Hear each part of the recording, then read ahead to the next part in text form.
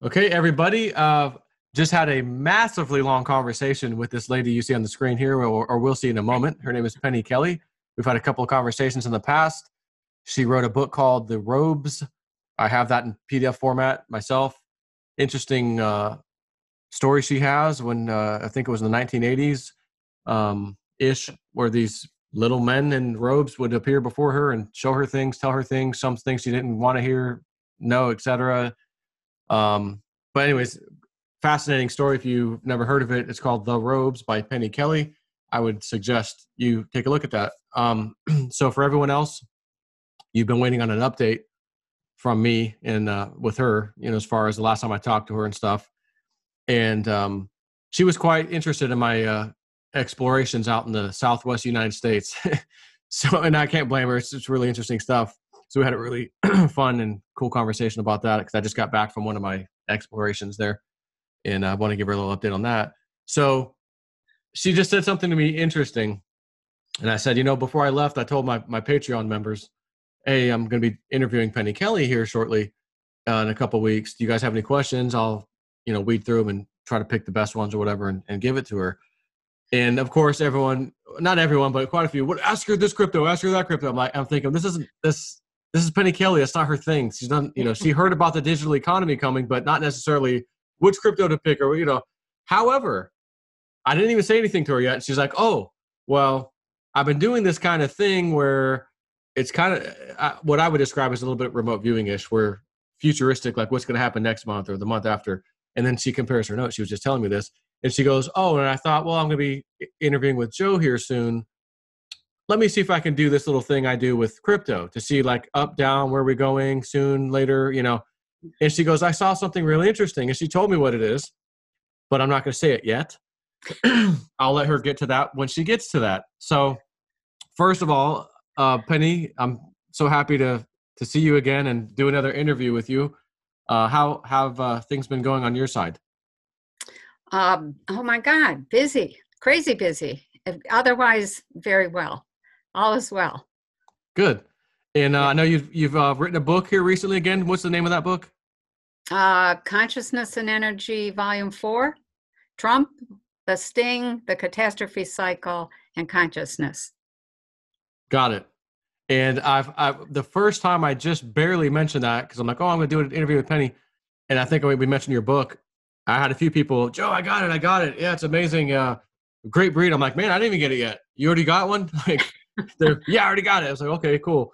So yeah, very, very good reviews on it. And when Penny writes something, this is not like, a storytelling. This is stuff she's gotten over the years, downloads, things that the Robes have shared with her. She's psychic as well. You had told us at one point you had this crazy Kundalini experience that really opened you up, psychically and whatnot. And that's interesting in and of itself. So I know we're going to talk about the book for sure. I definitely want to talk about that, but I figure we'll save kind of the best for last, some of that stuff. Okay. I want to put this out in the field, at least to start with, for some people. And I don't want to mention the dates yet, roughly, but the middle of next year, we were thinking, because I'd mentioned this before, hey, Penny, should we do like a gathering? She has basically is it considered a bed and breakfast? Yeah, it's a guest house. We don't feed people. We just let them come and stay, and we have a giant kitchen, and they cook. So, okay. I mean, there's 3 refrigerators. It's a commercial kitchen. So. Gotcha. Okay. So we had already talked about this, I think, last year, and thought, well, wouldn't it be cool one of these days we all get together and have a big, shindig over at her place and that kind of. So we had a conversation about that prior to this recording. I would just want to put it on some of y'all's radar. That middle, like really, really middle of next year is probably what we're shooting for. Sometime between maybe July and August, probably closer to August. I'm not sure the dates just yet, but I'll update everybody when we know and lock it down and if there's any fees and that kind of thing. Obviously, if you're staying inside the place, yeah, there's just like a hotel, you're gonna have a fee. But I just want to put that on the radar because we are really. I don't know if you're feeling it yourself, like vibrationally, but I have been like, we need to do this. and I think next year is going to be the right time. I haven't been able to drop it when we couldn't do it last year because we didn't have a date. I thought, oh, well, okay, there's no open weekends that really work. And so I just forgot about it, but it kept coming back.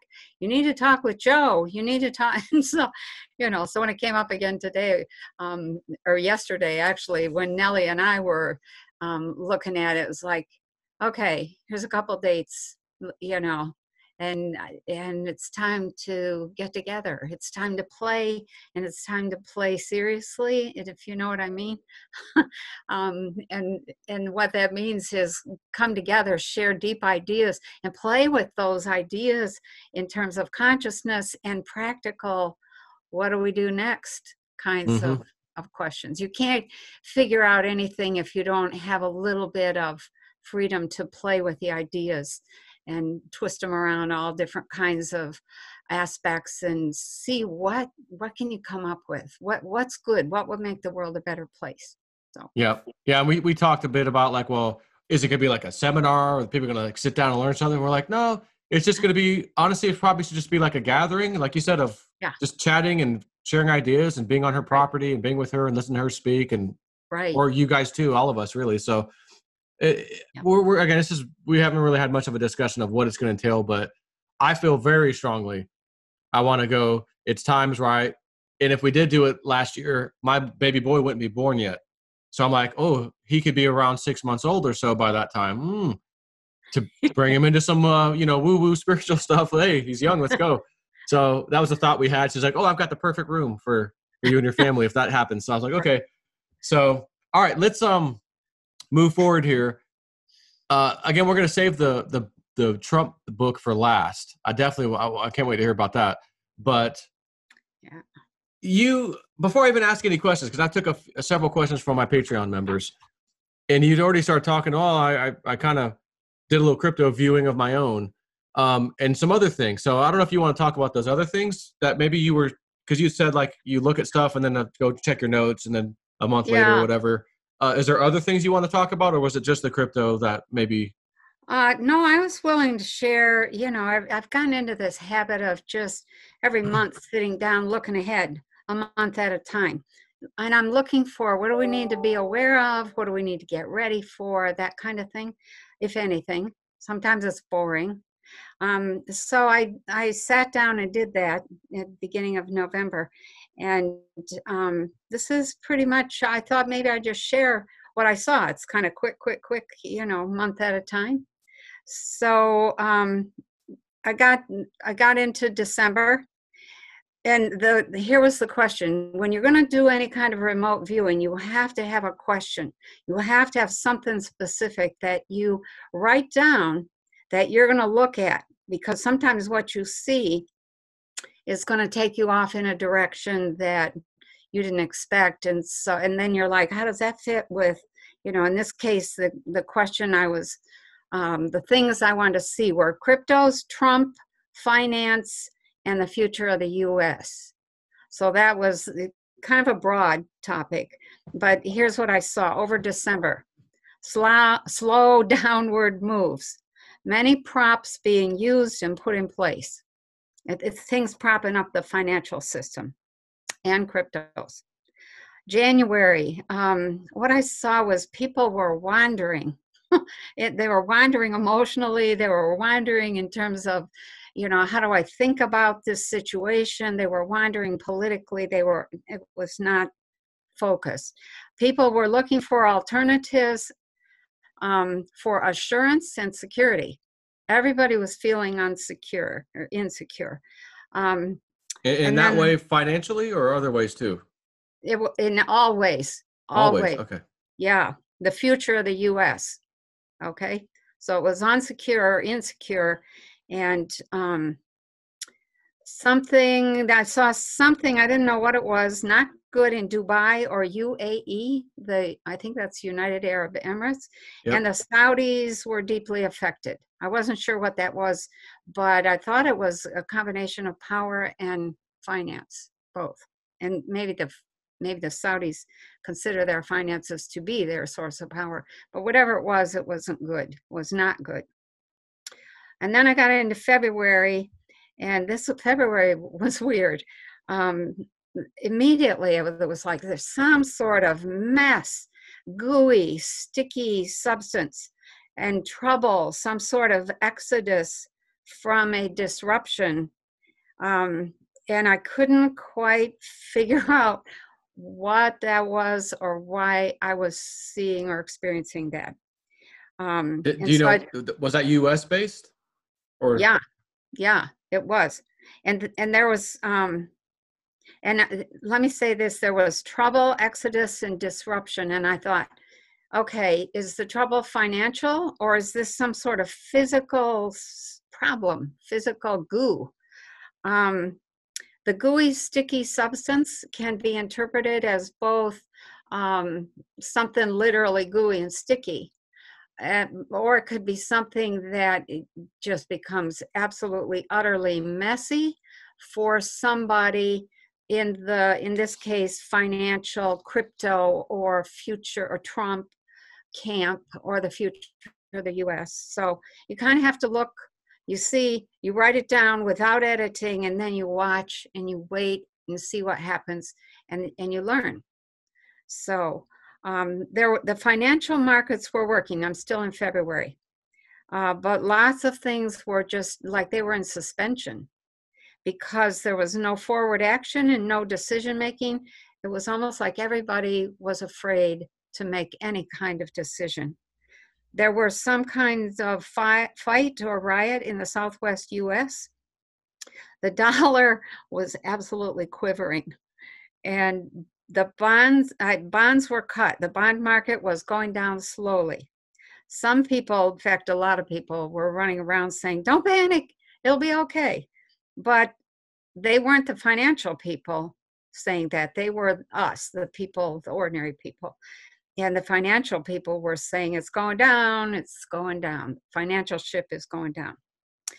So then I moved into March, and everything was absolutely quiet and steady. It was like there was this pullback, and everybody was watching. There was a sense of a cat watching a mouse, just waiting for a move, and the cat ready to spring. People feel like they've been left hanging because very little is being reported and everything seems frozen in place. That was March. In April, waves of change begin to hit. Bonds are drowning. Floods, like floods of something being released deliberately to drive prices down. Some funds, including some pension funds, collapse. Europe is on fire. The euro falls into a pit. People are trying to rescue it. 1 or 2 European banks collapse. Could have been the names that came up when I said which ones were Deutsche Bank, Societe Generale, maybe even Credit Suisse or HSBC. London was in chaos and the Americans were all watching like, uh-oh. So that was April.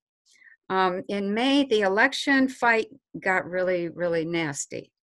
And the dollar shattered. People were scrambling or were did you say already. May? Are we in May? May. We're Okay. in May. Election fight gets nasty, the dollar shatters. People are scrambling or already scrambled. Everybody's saying, it'll be okay, but nobody believes it. I heard this sentence, the biggie is in trouble. That picture came with a picture of either JP Morgan Chase or Citibank. I thought it was Citi that was in big trouble. All bailouts stop. So I didn't see bailouts previously, but they must have been going because the information was that all. Well, let me stop you because right now the Federal Reserve is doing this overnight repo, blah, blah, blah. They give this nonsense name. It's QE5. They've already printed over $1 trillion, I believe, in like the last month and a half. So the backdoor bailout has already started. No one's talking about it. The financial media's not talking about it. It's just the overnight lending that banks do to each other. I heard someone behind to about back that. down. And it's like, well, JP Morgan was usually the big lender, but then they didn't do it this time. So the Fed had to step in. I'm like, what is this nonsense? And it's only till August or only till October the such and such date, and then okay, here we are in almost December, and they're still doing it every day. Right. So Wow. I think that might be what you're referring to there, Okay. where that Well, stops. this is May. All bailouts stop. Financials begin falling off a cliff. Cryptos flounder. The reason is because not enough people have them. Those that do don't really know how to use them. And those that know how to use them don't have enough infrastructure in place. So then the goal of the left was to distract Trump. This gets into the political thing, enough to make it difficult to campaign. But many people aren't paying any attention to the political stuff because everything else is so shaky. So then I moved into June. June was like this blizzard of rhetoric. The rhetoric was flying. There was a surge of bad news regarding Amazon, Trump and Jedi. I think Jedi is some kind of contract because I looked it up afterwards. As the war between Trump and Bezos becomes personal. Bezos doesn't just want to beat Trump in the polls, he wants to crush him personally. That's from a samurai perspective, that's a major, major mistake. You have to stay detached enough to keep your clarity. But are you saying Bezos is going to run? No, Bezos, some sort of argument or bad news between, or there's a bad situation between Amazon, Trump, and this Jedi contract. Okay. And there's a war going on between Trump and Bezos, which many people, I guess, don't know about. And that war becomes very personal because now Bezos wants to smash Trump. And and that's never good if you're in a fight. You can't take anything personally. And then there was something unusual in the skies, maybe something troublesome or worrisome. I didn't know what that was. It did not appear to be UFO related. And I thought, this is something about bad weather. But that was all I got. John Kerry gets bad news, something about a Scalia death. People are on the move, they're frightened, and they're not thinking. There are wonderful new technologies and new manufacturing processes being discovered, but nobody knows or cares because they're all caught up in the political and financial food fights.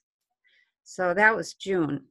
In July, crops are struggling. They're either drowned or droughted out. And then Hillary Clinton admits it. And I was like, admits what? And all I got was just this silence. So something about Hillary Clinton in July. The Vatican is on the verge of collapse because problems in Europe are escalating. The financial system has been cobbled back together, but is hanging by a thread. And when I saw that, it was like whatever happened in May had been cobbled back together somehow, some way. And it wasn't very stable, but it was hanging by a thread. In August, there's a huge Trump resurgence. Trump promises a new financial system if reelected. And I had this other little scene. It was all the Democrats were like weeds in a field, and the tractor came along and plowed them all under. I was like, oh, wow. Democrats have been plowed under. Wow. Trump, however, was between a rock and a hard place. If he puts programs in effect to help the many people that are hurting, he will be instituting the same kinds of socialist type programs that he doesn't like. But he has to do something because the whole population is falling through the cracks. And now people are aware that summer is drawing to a close, winter is not far away, and something needs to be done. And then there was a drop in college admissions, a serious drop, and educational problems are being discussed openly. In September, I heard fire sirens. There was smoke, big fire, horns, trucks, buses, and boats used as an escape. I was like, okay, well, where are we? And then, but the next little scene was that a West Coast state fractures. And the sense that I had was that the fracture could be, and maybe was both, that it fractured politically, split, or it was withdrawing from the U.S., from the U.S., United States, Yep. United. And that it possibly meant that there was a pretty serious earthquake. Fracturing was Yeah, like, two ways, two yeah, meanings. yeah. Blue sky people wake up politically, and blue sky people were like people who had their head in the clouds, weren't living sustainably, weren't being practical, weren't taking responsibility. You know that, oh, it's all fine, and it's not. You have to take care of business in the sense of business being you have to feed yourself, you have to wash your socks, you have to take care of the babies, and you have to sweep the porch now and then. And that's a lot of people are not doing the things that have to be done. You have to pay your bills. So the idea behind this was that blue sky people were people who were saying, oh, somebody will take care of it, somebody will do that. Let's see. Oh, and the next thing was there was a wave of ET sightings across the U.S., the whole U.S. The southeast U.S. is hot, hot, hot. Fruits fried on the trees. People are talking now about food and supply and price. They're looking back at the big freeze in the south the previous fall, and now the heat wave drought has ruined more crops. So the big focus on food there. Detroit came up. Detroit was quiet, but the impression was one of smoldering, ready to burst into flame. Chicago was the same. We're talking heat now? No, we're talking attitude. Okay. Oh, okay. Anger, and a lot of it seemed to be people just angry and afraid and being stirred up. So the middle of the country still like a cat watching, ready to spring, and they're focused on the honesty of the elections. That was September.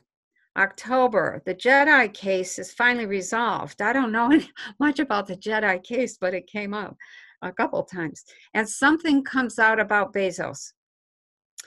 It was not good. Kryptos were up a lot due to some kind of an announcement. People were getting wiser about self-sufficiency and preparedness issues, but they were still struggling.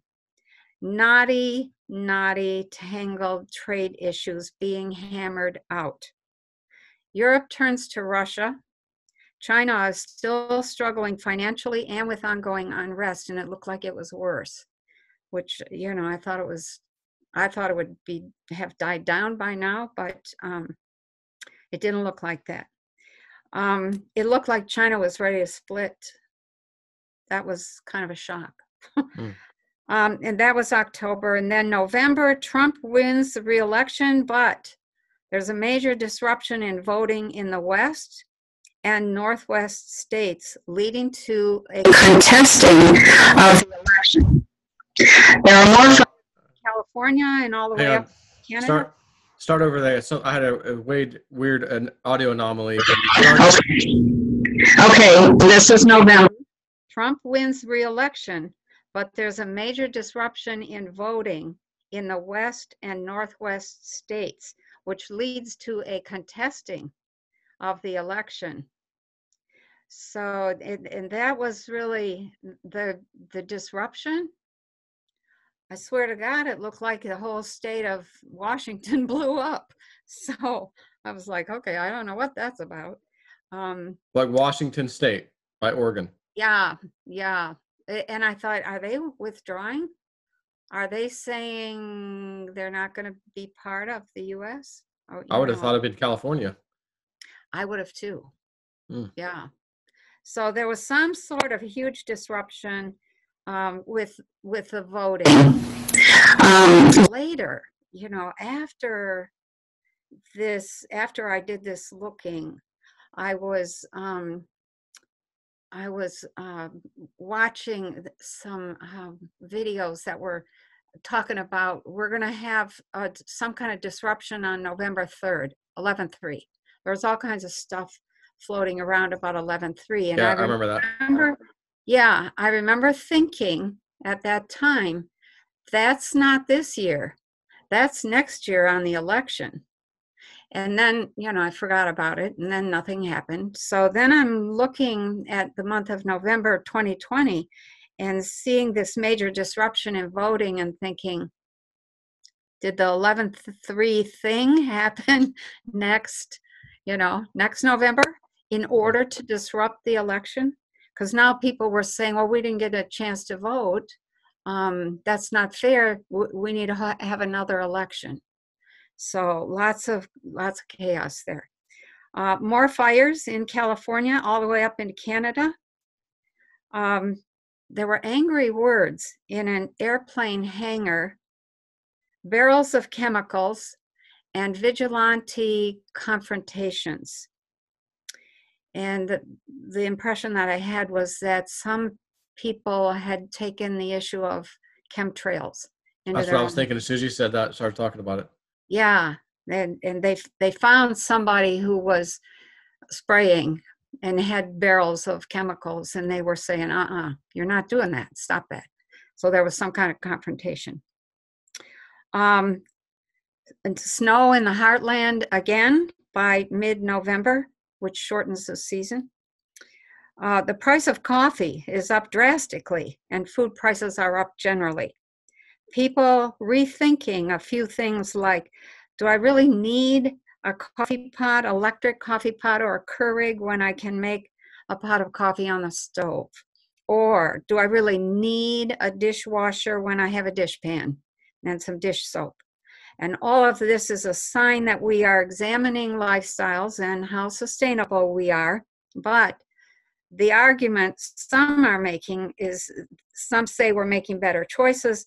Others argue we're sliding into third world status. And that was the end of November. So I stopped there. So, food for thought. Wow. Was that all in one session you got all that, or was that over multiple? Yeah. No, that's all in one session. I just go from month to month and I just, what do I see? What do I see? Write it down. And then I go back and look or think and say, okay, what do we do about that? Or how, what do we need to prepare for if that becomes, if that is in our face? So I thought maybe, you guys would like to hear some of that, or, think on it a little. So, and then the crypto things, I don't really follow the cryptos at all. And so I sat down and I thought, let me just see the low and the high over the next 6 months. Okay. So when did you say that to yourself? This was just within the last day or so. I did a couple of them a couple days ago, and then I ran out of time, and then I did a couple more. And here's how you do this. You don't have to really know anything about the cryptos or where they're selling or how well they're doing. What you do is create this mental graph in your mind with an X and Y, leg. And this is time, your Y, and your X is your height. Or you can set it up whatever way you want. And then, you label your months starting from now. And so I labeled it till next spring or summer. And then you give yourself directions. Show me Bitcoin. What is Bitcoin doing now? And it'll plunk itself on the map or on this little chart. And then you say, okay, show me what happens over the next 6 months. And what it did was it dropped almost, it dropped precipitously. And I thought, oh, wow, ain't no way. That I better not be. I mean, my reaction was, that's almost impossible. People would start bailing out if that happened. But it went down. It went down almost to the 3,000s mark. by the end of the year. First of, I was looking through, this was through January, and then it started up, and it kind of went up and it regained, and then it held, and then it dipped a little, and then it shot up, and there was a huge gain. So What roughly time was that, do you think? This was from The now. big from when I guess so from now you think we're going to keep going lower, maybe to 3,000? Maybe not as low as 3,000, but into the 3,000s. And I thought, Okay. oh, ouchie, because I have a little bit of Bitcoin, but then when it recovered, it was up around 11 to 12. So here's what I wrote: the low is close to 3,000, or close to the 3,000s, and then it goes up to 11 to 12,000, and that is not until next summer. So then I went to Ethereum. The low is close to 120. I was like, oh man, I bought some Ethereum. It was like 2 or 3 times that much. So I was like, I'm sure that that's not right, but I put it down because that's what I saw. It close to 120 by the end of this year, and then back up to 350 over the spring. It's a little more steady-ish than the Bitcoin was. Then I looked at Litecoin. That got down almost into the 30s by the end of the year, but then it went up to 80. It was almost the same kind of a curve. Down, held down for a long time, then up, and then a little dip, and then up. And then it went up to 80 bucks by next summer. EOS, which I don't know anything about, what I got was it's close to $3, and I was like, $3? That okay. And there was almost no movement in EOS, but I want to come back to say something about EOS in a minute. Bitcoin Cash hit a low of 175 to 200 at the end of the year, beginning of next year, and then up to into the 400s. It's the same kind of time frame. So something happens to affect all the cryptos. Ripple, I don't have any Ripple, so but I said, okay, the low is what? And I didn't see any Ripple. I mean, it was like, are we down to a penny? Are we down to a half a penny? Are we in the negative region? So I didn't have anything to report there. I just put a big question mark. I couldn't see the low. It looked like there wasn't any such thing as Ripple.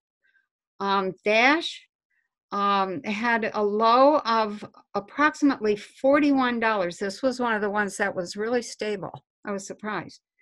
By the end of the year, then up to 45. So it didn't move very much at all. Monero had a low of roughly $37, and then up close to the 50s. So, and then the last thing I saw was that EOS, it looked like EOS and Dash got married. One of them bought the other, or they merged, or something like that. I was like, I don't think blockchains could do that, but I'm just going to mention it. It looked like they came together in some form or fashion, and they took advantage of the strengths of each of them and wrote some kind of new blockchain that made the whole thing more valuable. So that was my crypto report. What made you choose those particular cryptos? Those were the only ones that I really knew of. Okay. There's some others that probably back in the spring, I decided to look into a new wallet, and I was looking at the wallet, and I ended up not putting anything on that wallet, but I was astounded at the number of cryptos that were out there. And I thought, oh, there's a lot more than when we started 10 years ago. Mm-hmm. And so, so there's just been a few that have kind of come up again and again. the couple that I didn't mention that I didn't think were worth mentioning. One, you know, and forgive me for anybody who's got Cardano. I couldn't find anything for Cardano either. That's probably, I mean, there might be one or two others that if you said the name, I would say, oh yeah, I've heard of that. But I don't follow them. I don't track their prices. And, you know, so I don't really know what they're doing. So, so for those who have Bitcoin, you know, if it goes down to, you know, the low 4,000s or the upper 3,000s, don't panic. Just hold on. Or Okay. buy more, I guess, at that time. Exactly. And here's the big thing that kept coming to me. The reason that the cryptos went down was that they're how can I say this in a way that's clear? People were actually starting to think deeply about money. They were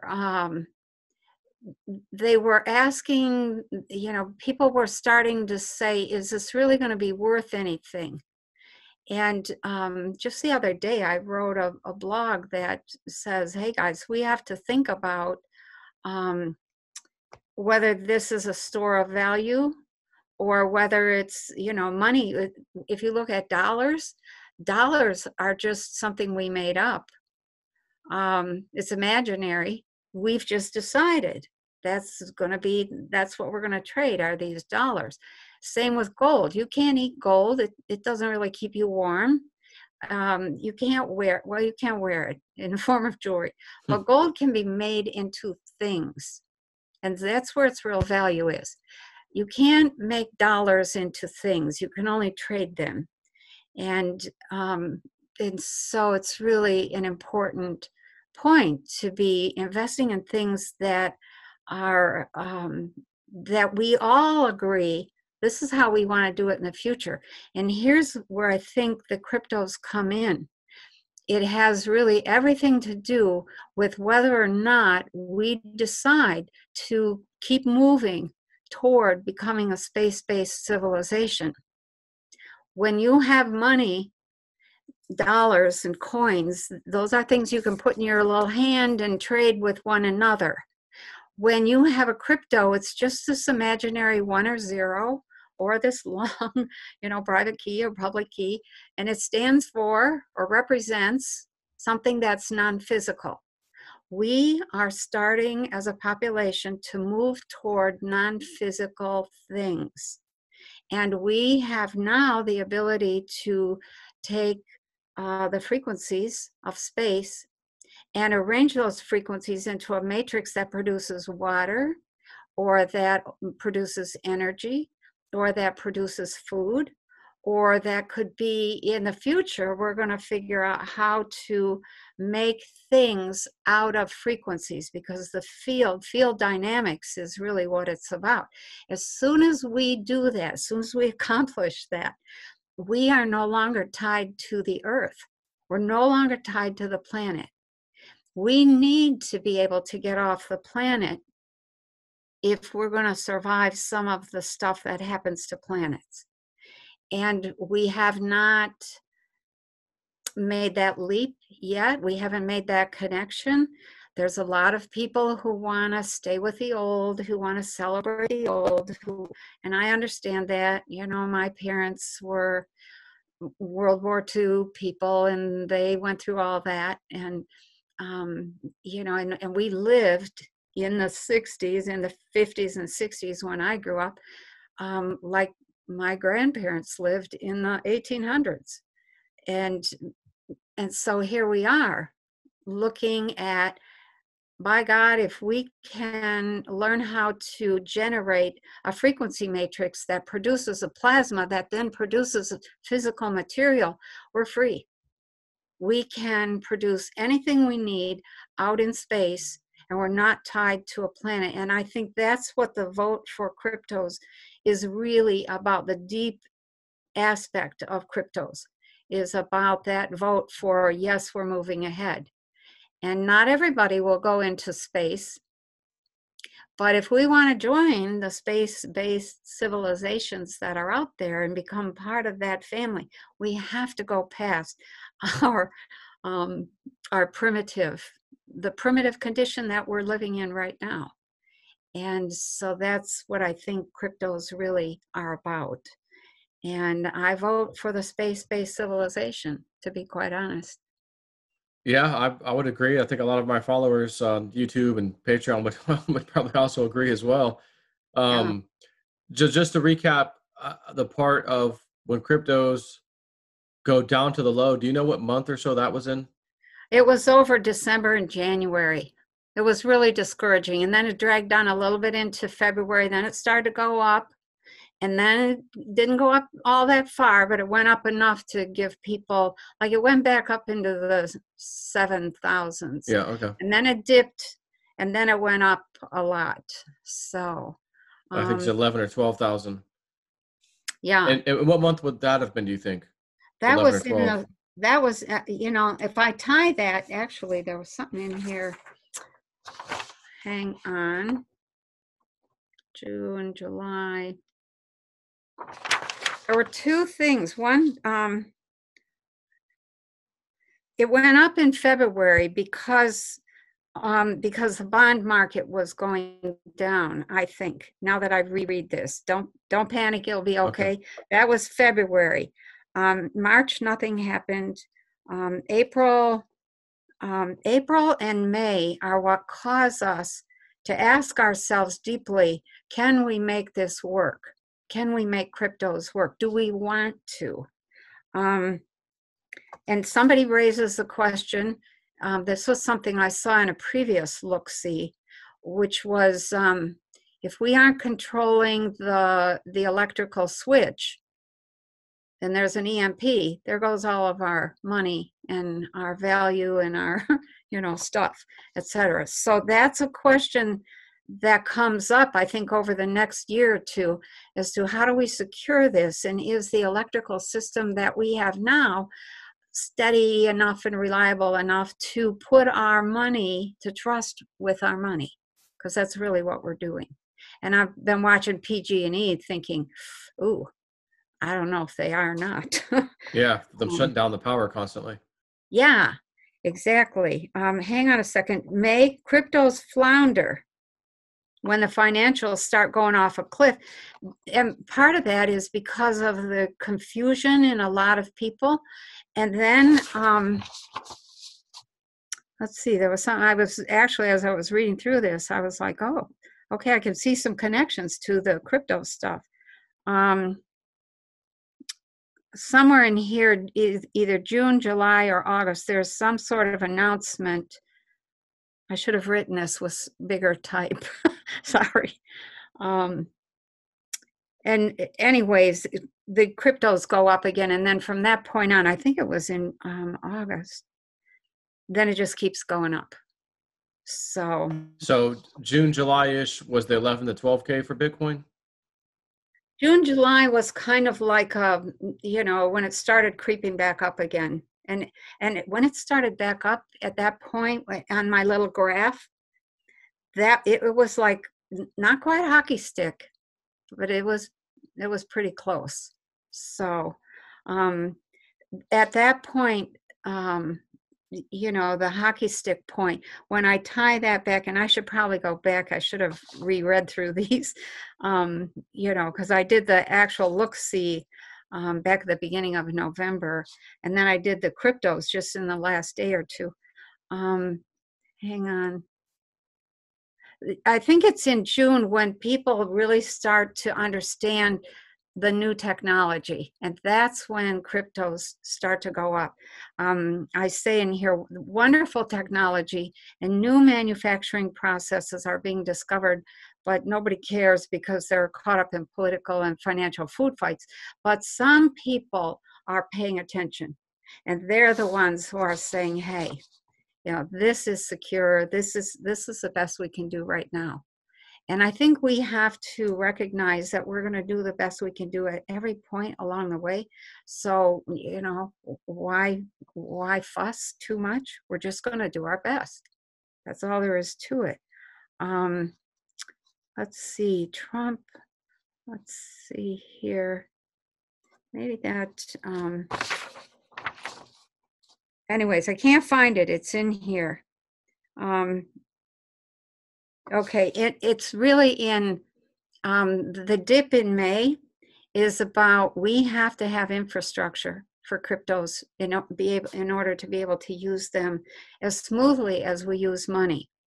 And the question about, are these money or are these commodities? That's a huge question that I have seen in other look-sees at the future. If we don't get an infrastructure going, we can't claim that the cryptos are we can't use them as money. We're just going to buy and sell them as things, and then the SEC is going to come in and say, that's a taxable, what do you call that, capital gains kind of item. And people are going to say,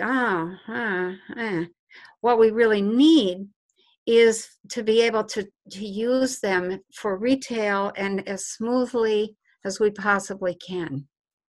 So that infrastructure, that's the big question that I thought was going to be uppermost in people's mind come May. And that's where, I wrote Kryptos flounder because not enough people have them. Those that do don't know how to use them, and those that know how to use them don't have enough access to infrastructure. So that whole business of trying to get an infrastructure going, I actually thought that was the announcement. Somewhere in here I say something about an announcement, and I thought that was the announcement. It was, we have an infrastructure that's usable, and it wasn't just quote unquote an exchange. It was literally something that was working pretty smoothly. So I hope that's helpful. Yeah. Question, this little look-see thing you do. Yeah.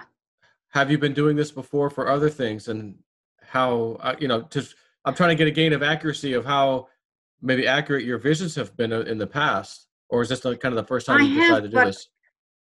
I have, but I haven't done it like I would. This is what I was doing. I would say, I wonder what's going to happen, 250 days from now.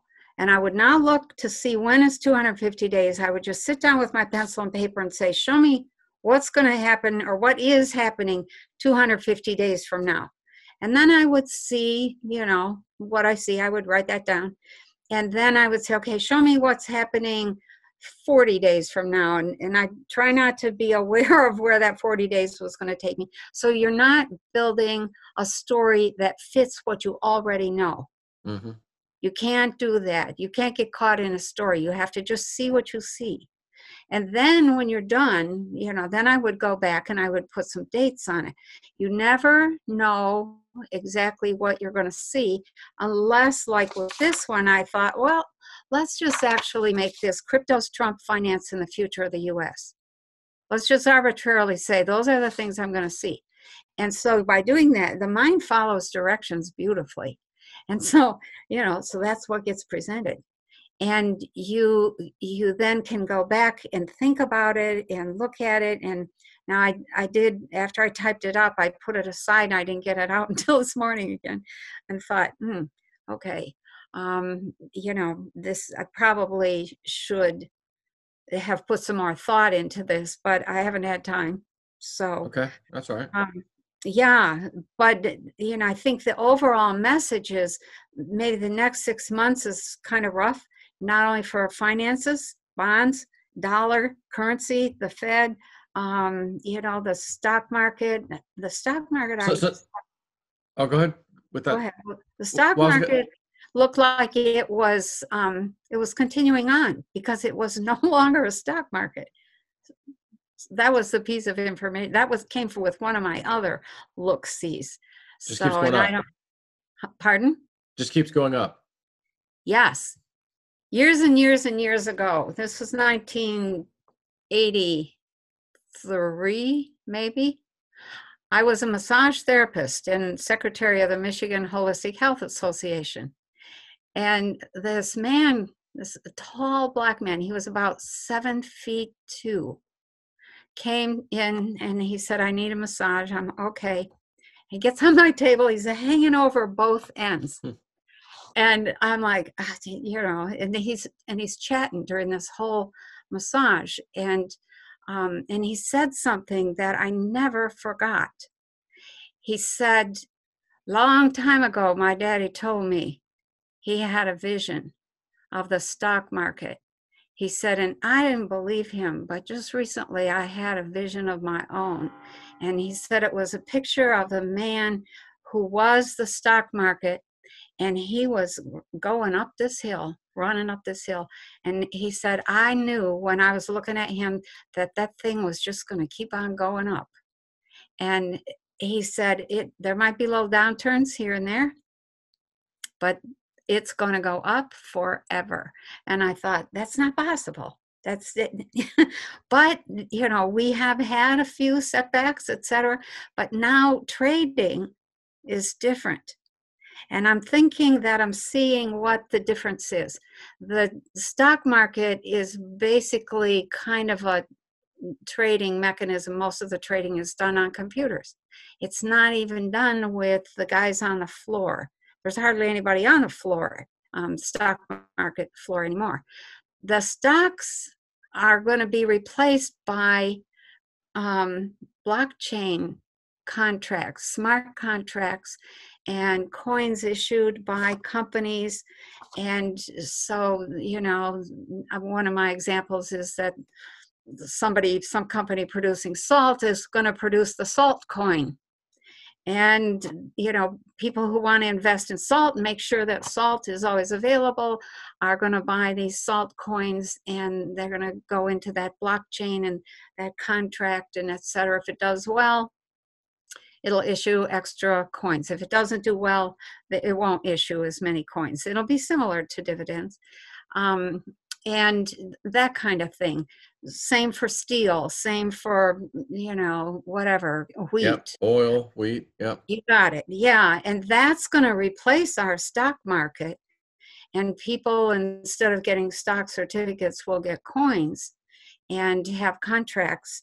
Most of them will have been set up in one of the blockchains that is focused on, contracts, smart contracts. And so that's, the trading is still going to go on, but it's going to change its nature and its basis. And because there's some changes coming in the SEC and the Fed, I think that it's going to be a different kind of world as we move into it. So, and that's assuming that we have no micronova. Okay. Yeah. So we have this little issue that we have to deal with.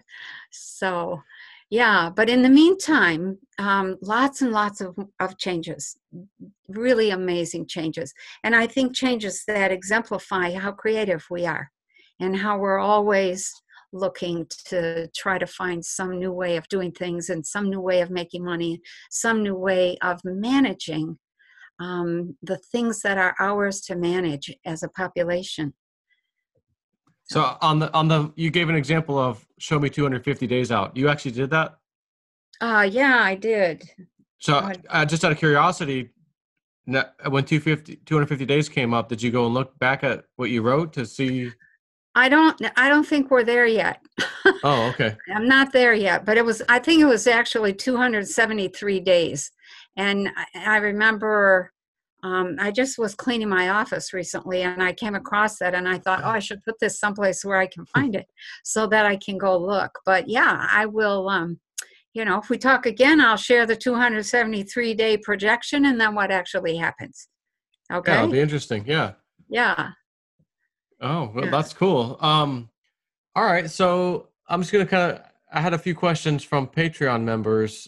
Okay. And I think, the crypto stuff, I think you pretty much answered. You didn't have to get anything on gold and silver, did you? Gold and silver stay pretty steady. Silver goes up quite a bit. There's not, the people have been waiting for a breakout. I have a little bit of silver, just a tad, and even less gold. But the the breakout that everybody keeps talking, I don't quite see that yet. I didn't see that in this next 12 months thing. I know that I wanted to go up, but I have to separate myself from what I want and from what I'm giving myself directions to see. And here's the thing. You really should do some look-sees on a regular basis. I never have time, but you should, because it gives you a basis for comparison, exactly like you were saying. And things come up that you didn't expect to see. And because reality in the true nature of reality is so dynamic, what we see when we go out to look is what we're going to see if everything just keeps moving along in its pattern, and there's no big what they call a black swan. There's no big surprises, and yet at any point in time something can occur that changes everything. And so going to look regularly is a very good idea. I did used to do that all the time. And I'm also a dream person, so I would give myself directions. Show me what's happening, in such and such in 3 months or 6 weeks or 10 months or whatever. And I would have a dream, clear as a bell. And sure enough, it would happen. I still get very prophetic dreams. So far, there's been nothing with the dreams. And I'm like, okay, is it that? Are we that frozen at this point? Are we afraid to the point that nobody will make a move to do anything different? So everything's just kind of like la, la, la, la, la, la, all the way along. So you had mentioned before we were recording, I was telling you about my treasure hunt update and all that stuff. Yeah. And I'd mentioned I'd talked to this lady Desiree, and she's a psychic and all that. And I said she'd mentioned, oh, maybe 2 or 3 more trips, and I think you might find what you're looking for. And you said you were already hearing that. Yeah. Like, oh, I feel the same way. A few more trips. I'm just wondering, like, if you go do one of these things you just did, like with crypto and everything you just talked about, do you think you could focus? Oh, my friend Joe, like, is in 2 or 3 trips. Is he going to be successful? Like, do you think you could see that? I did see that, and I gave you a warning, and so I'll just kind of reiterate that. Be careful when you're digging, okay? What I saw was you hit a spot and you fell through, and you fell a long way. And so you don't, be careful. Just be careful. Okay. We don't want to lose you, okay? Yeah, I don't either. My wife probably doesn't either. My little baby boy who's coming. I'm sure. Oh, yeah. Interesting. All right, so let me just kind of, there's a few questions, but I think you kind of answered maybe a few of them already. Okay. One in general thing, because this probably goes back to the robes thing, and I don't know. They said, can you get an update on her timelines? Meaning you, are things happening faster or slower than maybe you thought before, or are we right on pace? Can you even tell? The things I saw with the robes were so broad and so general. Everything is happening pretty much on pace. The thing that we had to decide, which I talked about in volume 4, was a major decision in consciousness as to whether we were going to continue to ignore the corruption that we all knew about, because we all communicate telepathically, or whether we were going to say, nope, enough of that. And the choice was between Clinton and Trump, and we chose Trump, which was similar to having to kiss the frog, period. And so that changed a lot of things, made some things possible. I was just actually thinking about that whole, okay, what's possible for us now? When you make a different choice, because of the nature of reality, you end up aligning new factors. and bringing in new possibilities, new doors open. And that's what the choice of Trump was really about. It was being able to find new doors and institute new things, etc. We had almost 50 years of no change. And I think the people who were in power made sure they went to great lengths to make sure that nothing changed and that they just kept moving us along this trajectory that was going straight into the pit. And you know, and they were globalists and they believed in their new world order thing. So what we have now that we have elected Trump is that now the what I'll say, the what do you call it? It wasn't a warning. The encouragement that the robes had over and over was, look, you're creating this. You're creating the future. What do you want to create? What is it you know, how do you want to live? You have to take responsibility for what you want because you are creating it. And that's where we're at. And I think, you know, there's a lot of people that are all upset over Trump. Trump, the presidency of the United States isn't a personality contest. This isn't a Hollywood movie. This is something in which somebody who has skills and may not be real polished in some ways and is very polished in other ways, is doing something that needs to be done. He's doing some cleanup work. And, you know, that's the important piece. If you don't know what's going on behind the scenes, then, you know, be quiet and just watch for a little bit, because once you begin to see what's going on behind the scenes, then all that surface stuff that the media keeps feeding people, just it fades into nothingness, and it almost becomes like a joke. Yeah, So, yeah. To most of us, yeah, it's already past joke, you know. But those other people still clinging on to some little vestige of hope of the media's right. I think again, they're just they're putting a nail in their own coffins at this point. Well, they're trying to make something happen that is, to go back to the question, to put us back on that track, the train track that we were on, the globalist train track. Well, here's the thing. The little man in brown robes said, watch out, you're going to break up as a nation. You're going to break up into regions and then into smaller regions. And that is exactly what I see happening. The media has got people so stirred up and so upset over Trump's personality. And none of the things that he's accomplished are being written about or talked about, or nobody's even saying thank you to the man. You know, does he say some things? You know, I have to say, yeah, there's been times when I'm like, oh, man. Yeah, sure. But that happens with everybody, you know? And so every so often you put your foot in your mouth and you say, I wish I hadn't said that, or I wish I hadn't said it that way. We all do that. So we're headed right into the breakup of the U.S., and that is the goal. The deep state they're trying to keep people upset about Trump, upset enough to break away. And so we're headed right down that path. So yes, everything is on track. And if we don't want that, we have to do something different.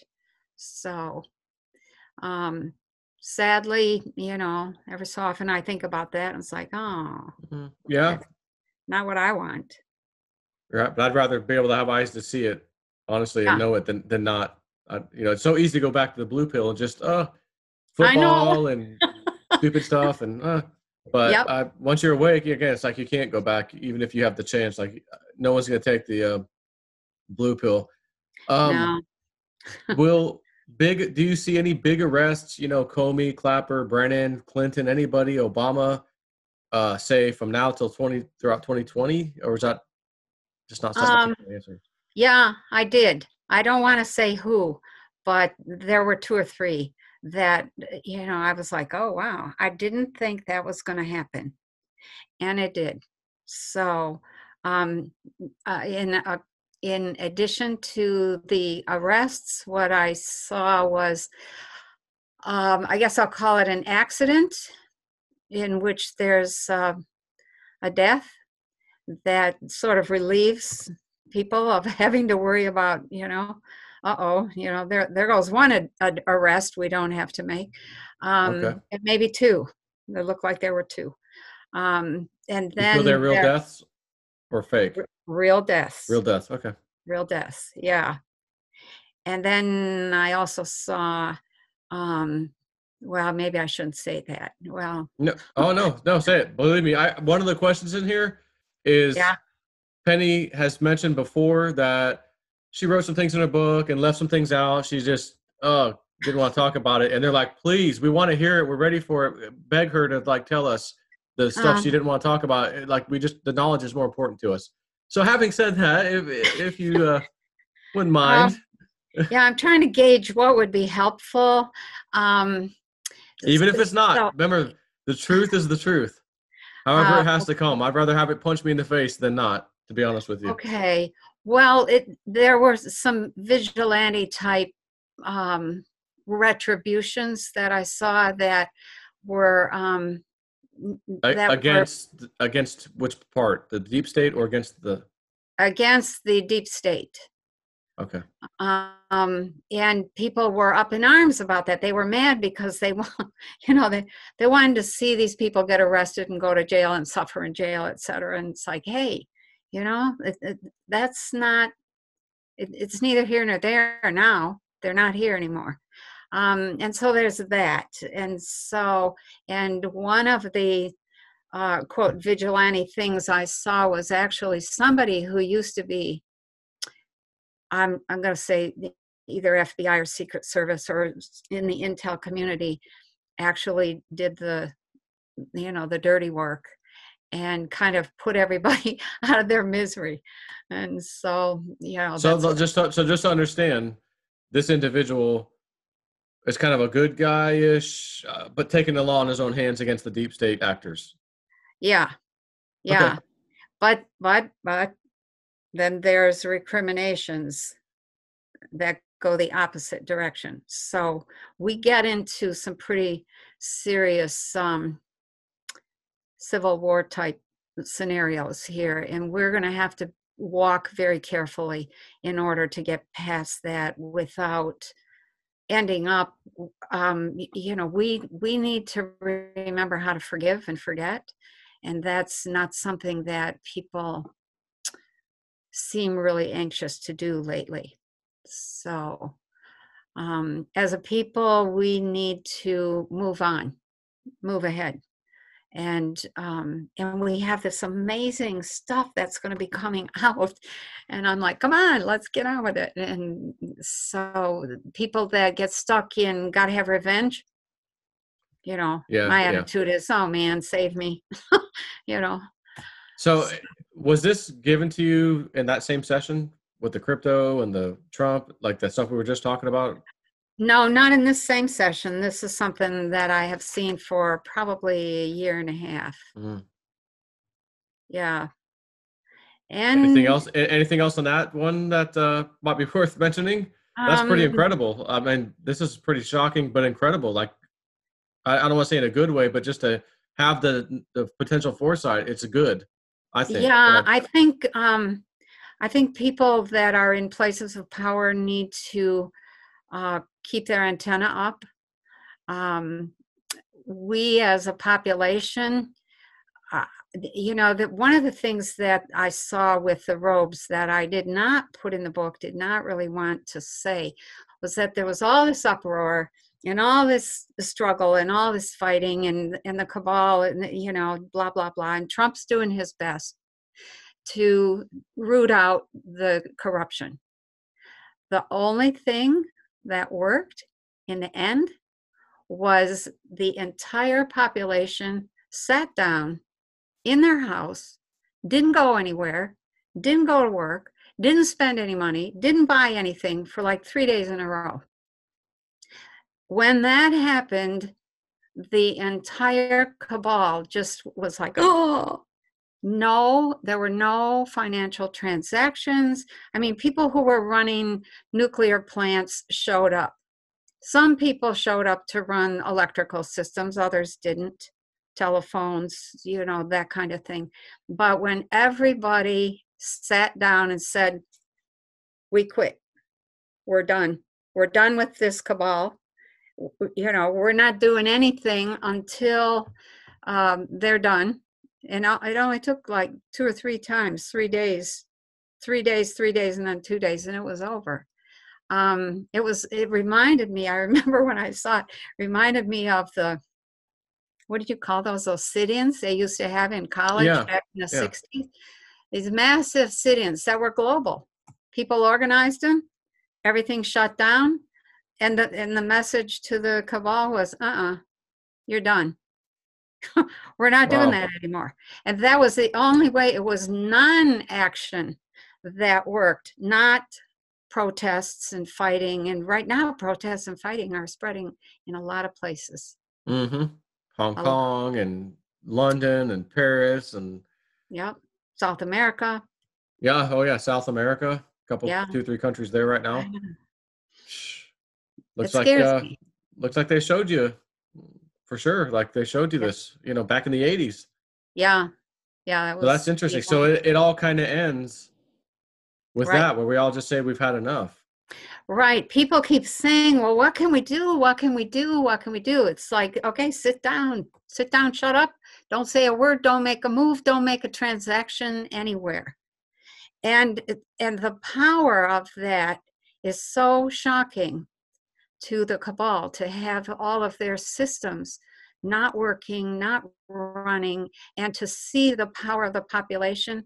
It was huge. I mean, it was just like, whoa. Okay, that was enough of a message that enough people said, okay, we need to do something different. So, Wow. Yeah. Okay. Let me scroll through a couple of these just to see. Okay.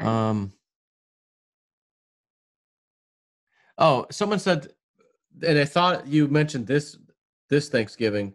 Penny had stated that we will know there's no going back concerning the demise of the incorporated United States of America around Thanksgiving. Does she have any more information on that or clarity? Was it this year? Was it next year? Do you recall talking to somebody about that? Like in another interview? I do vaguely remember that, and I haven't checked in on that. Let's leave that dangle for now. Okay. But I will go look. I remember seeing that and thinking, yeah, okay. But well, sure sounds like next Thanksgiving, based off what you said previously, sounds like that might be the one. That could be, yeah, some sort of huge disruption. Okay. I think that was tied into 2021.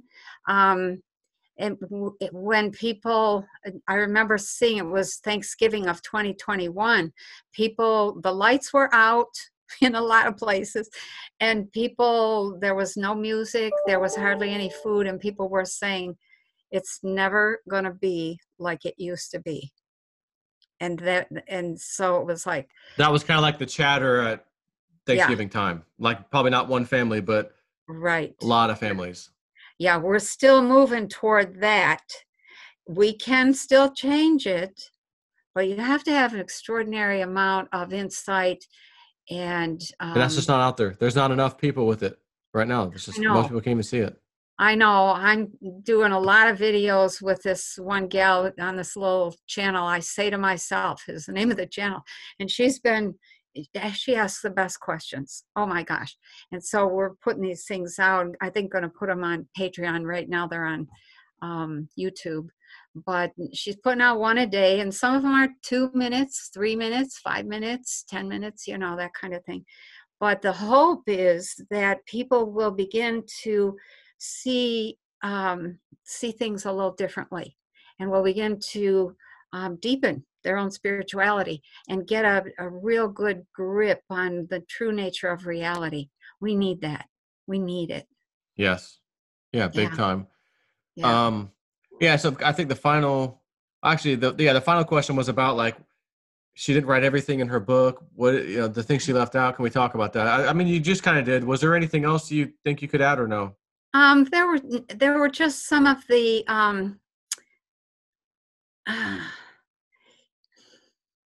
Well, let me say this. There were some things that we don't want to have happen. The way consciousness works, if you talk about what you don't want, you're furthering that thing that you don't want. And the things that I saw were so awful. I I can hardly talk about them without crying. I can't even Okay. think about them without crying. So I don't want to mess up my makeup here. Okay. so Okay. so there's that whole category of things. But the things that I saw that I wished later that I had put in the book were things about the technology, things about the food, things about medicine, things about healing. Um, those kinds of things were astounding. And I didn't, at the time, I didn't think that that those things were possible. It was only after my 15 years of work with Dr. Levengood in the lab and my understanding and tutoring in plasma physics that I began to realize, oh, that was how that worked. Oh, that was how, oh, and so then I was really wishing I had put those things in the book to inspire people. Mm. Whereas at the time, I thought people would do nothing and they would not fix the problems we had. Instead, they would just kind of glom on to this future thing without fixing the kind of thinking that produced the old patterns. And I wanted people to fix the old patterns. And then Got later you. I was like, oh, whoops, that was a mistake. I probably should have put those in. Okay. Yeah. Well, thank you. All right. One final thing as far as questions go. Can she speak to the forthcoming grand solar minimum induced ice age, its timeframes, impacts, like food production, whatever? If possible, on a personal note, can she reference South Africa concerning temperature and food, as two major projects are being initiated in this regard? I don't know if Yeah. you have that answer, but Let me say this. We're moving into a grand solar minimum. We're already in the early stages of it. A grand solar minimum is when the temperatures drop precipitously. They don't recover for maybe 30 years. People don't seem to understand that the sun emits, particles. And when there's no sunspots blowing these particles in the solar sea at us, the temperature drops. And so the sun has been absolutely silent for days on end, and the result is that the temperature is falling, and there's still a lot of story about global warming. That's really not going to happen. What you get is the spikes in temperature, but the general overall trend is cooling. And so that's really the important piece. The amount of, I guess I'll call it, the amount of starvation that I saw in the future, it was it was a lot.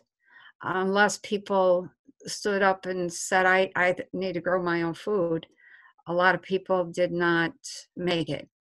There isn't enough, what do you call it, arable land to grow on around 20 degrees above and below the equator. And so the big bread baskets are really being devastated. And so Russia's crops, Brazil's crops, the US crops, the European crops, Australian, oh my God, they're not there. And there is, I think, going to be some serious food crunches, and certain things are already starting to disappear off the shelves in grocery stores, and nobody's paying attention. And yet whole herds have either drowned or froze or died in floods.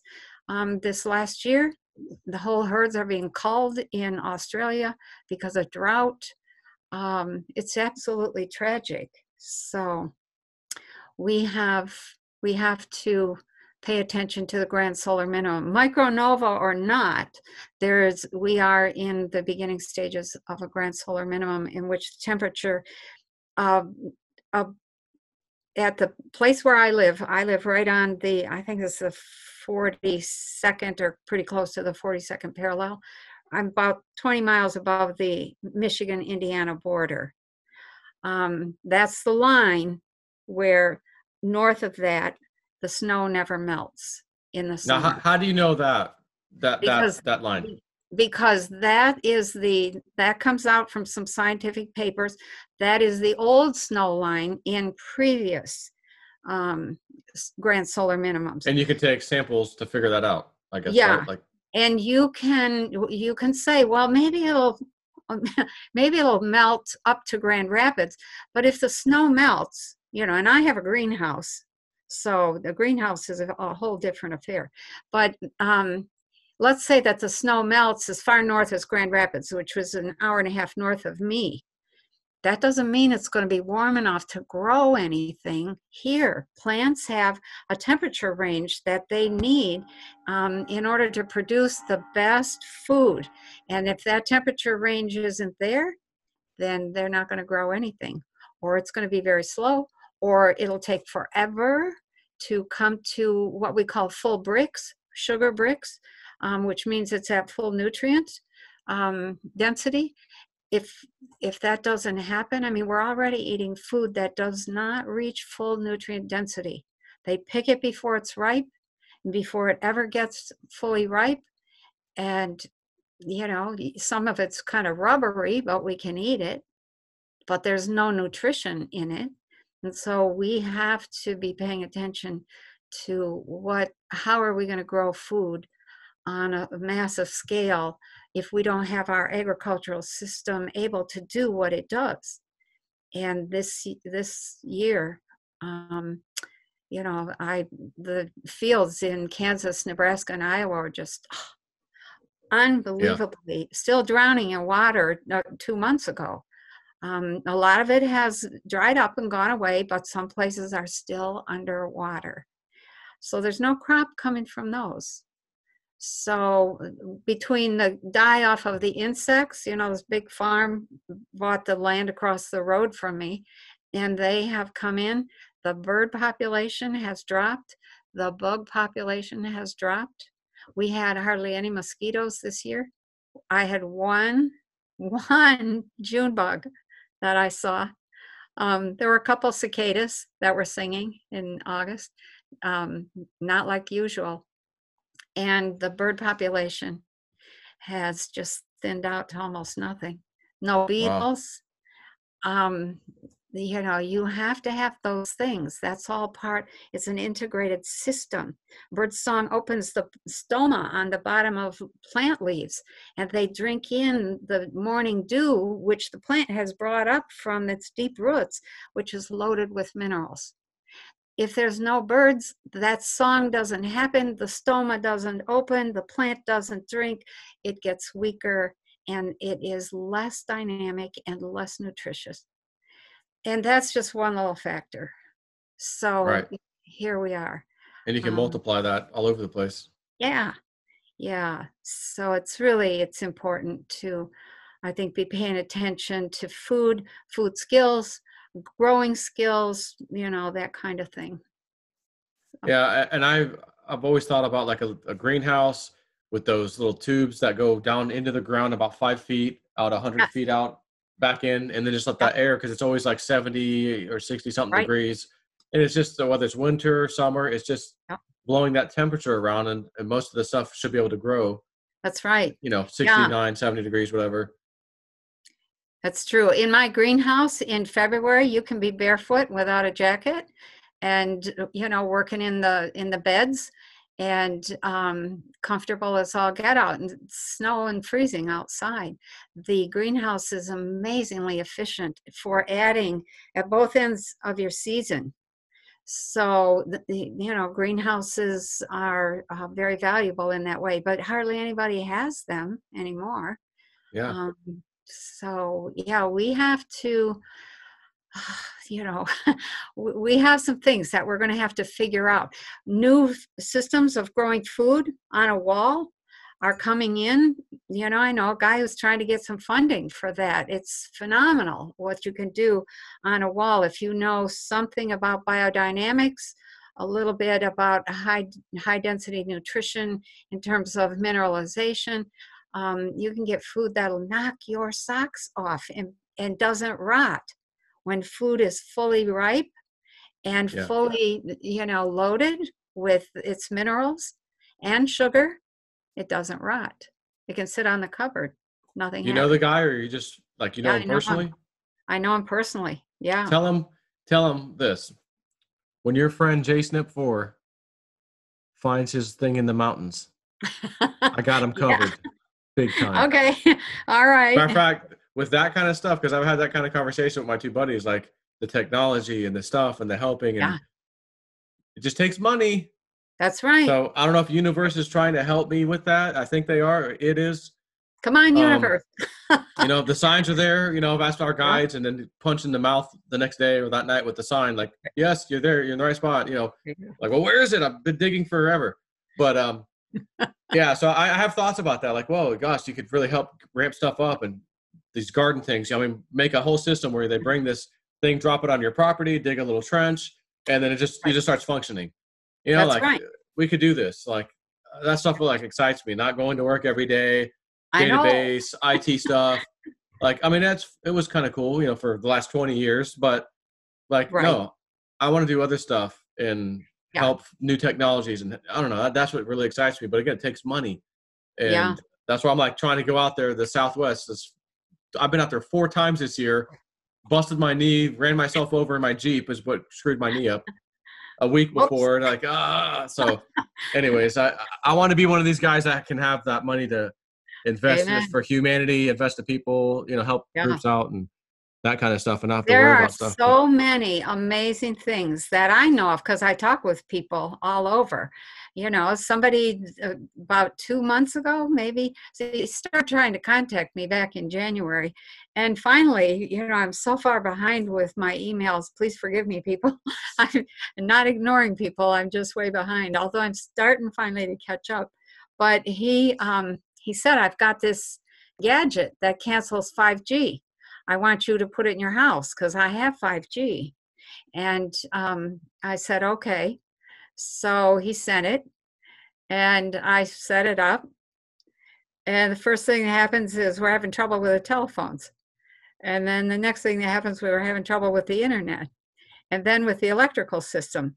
But by God, I was sleeping like a baby. So, and all of those other things seem to have, I don't know how to describe it. They seem to have integrated their frequencies in such a way that they work.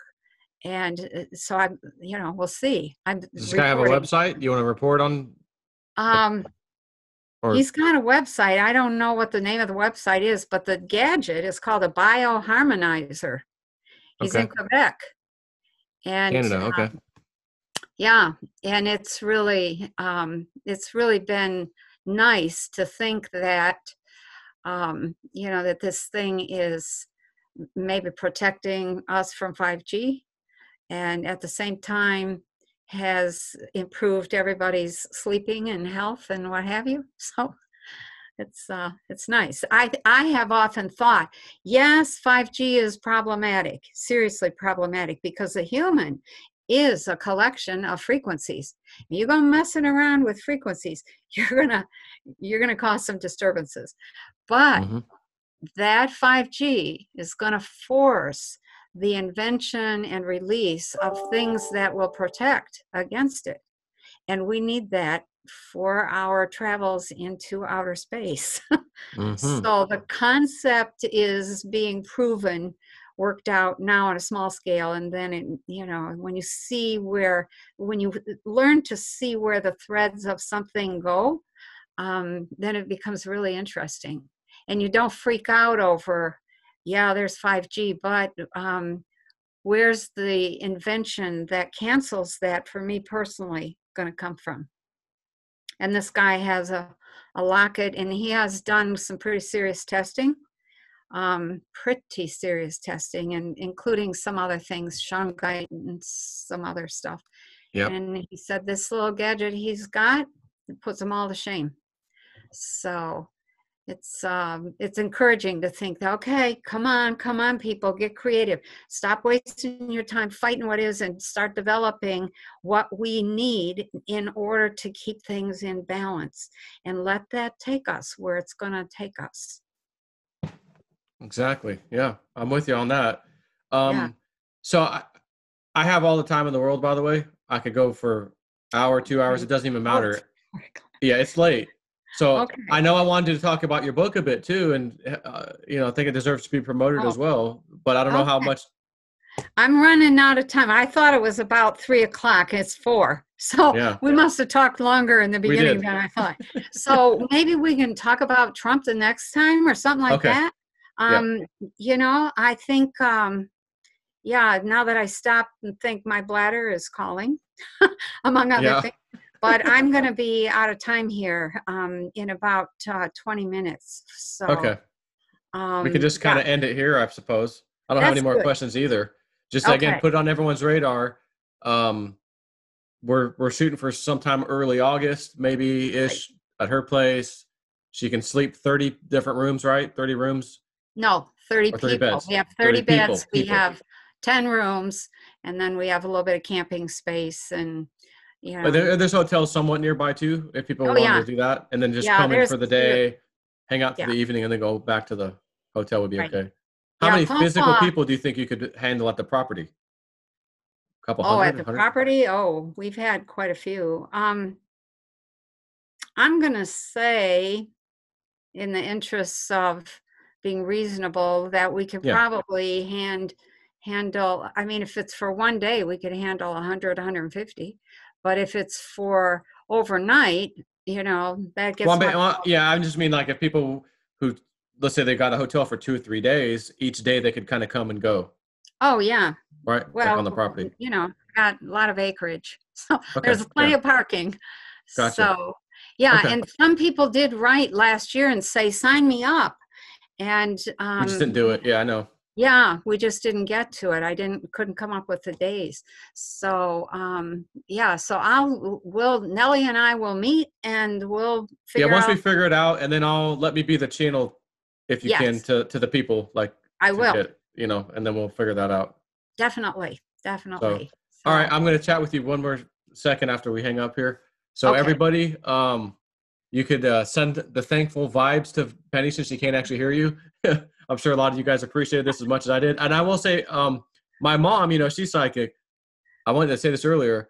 She seems to think at the end of this year, she goes, either Kryptos are going to go up, or they'll already be up by that time, and they're going to stay up. And I thought, she usually doesn't make predictions very often at all, but she has been right in the little couple, 2, 3 times she has. So I'm like, we'll see. But regardless, your information is fantastic. I really appreciate it. And not every psychic's 100% anyways.